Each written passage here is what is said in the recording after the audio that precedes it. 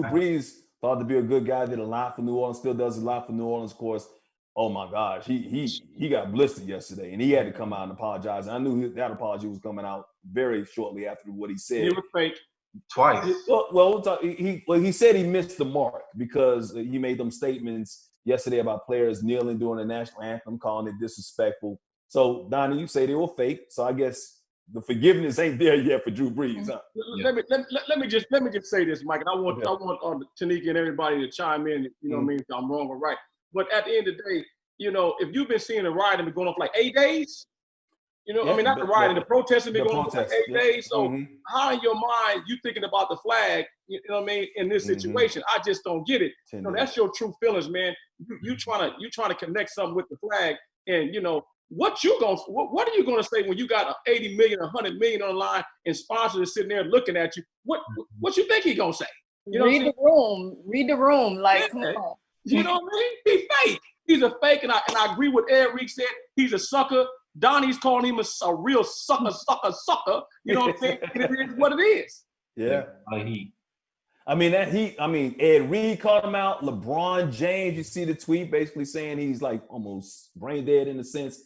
TANYKA, when you see GOATs starting to call out other GOATs like Drew Brees, this is a real situation. I love it. I love that.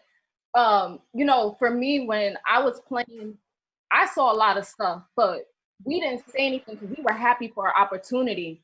Like, it was a different time. Now, like, I love that everyone is exposing everyone. The GOATs are coming at GOATs like, yo, tighten up. Like, you can't, none of that over here. I love it. We got to get my man Landon here. Come on, Landon, man. Why you so quiet? I was waiting, to chime in, but yeah, his teammates have unfollowed him on all types of social media. I don't know how that's going to affect the season if that's how they feel. I mean, chemistry is everything to win a Super Bowl, so he might be going out next year without one, in my opinion.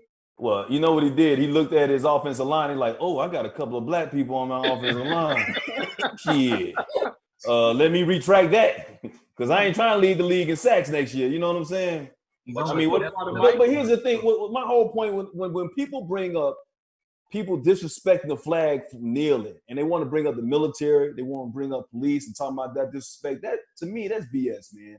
Because the same things that these people who are in the military, like myself, I was in the military for 6 years, fought for was your rights, your First Amendment right to protest, to do things, to speak your mind, to say what's on your mind or whatever. So to me, in a way, in a crazy way, it's kind of honoring the flag when you do protest peacefully like that. So I always thought that was bullshit, BS. Romeo, TANYKA, talk to me. I totally agree. And it's also like, that's a very privileged thing to say. As someone who is scared walking down the street, I don't feel American. If I don't feel safe and comfortable in America, like why, yes, we need to kneel at the flag. Like, I totally agree with it. Yeah, and so when somebody brings up their ancestors, talking about they fought in World War II or whatnot, a lot of black people fought alongside their ancestors. And when they came back to this country, guess what? They had to deal with racism. We've had to deal with racism our entire lives. So a lot of people, even though the flag is there and we know it's a symbol for our country, a lot of people don't have that respect for the flag anyway. But it's not about the flag. And it takes away and distracts from the real message of police brutality and inequality in this country, man. You're right, Mike. Mike, like I think I told you the story before.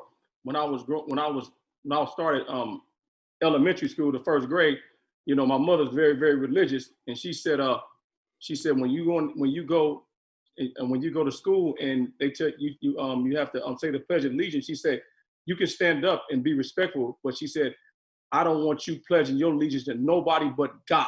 You know what I'm saying? So I never said the Pledge of Allegiance to this day. You know what I mean? Because I don't pledge my allegiance to nobody but God. You know what I mean? I respect, America, what you guys have, what we have been through. But it's just for me, for the flag, like you just said, everybody don't believe in that flag. But I just don't. I pledge my allegiance to God, and that's it.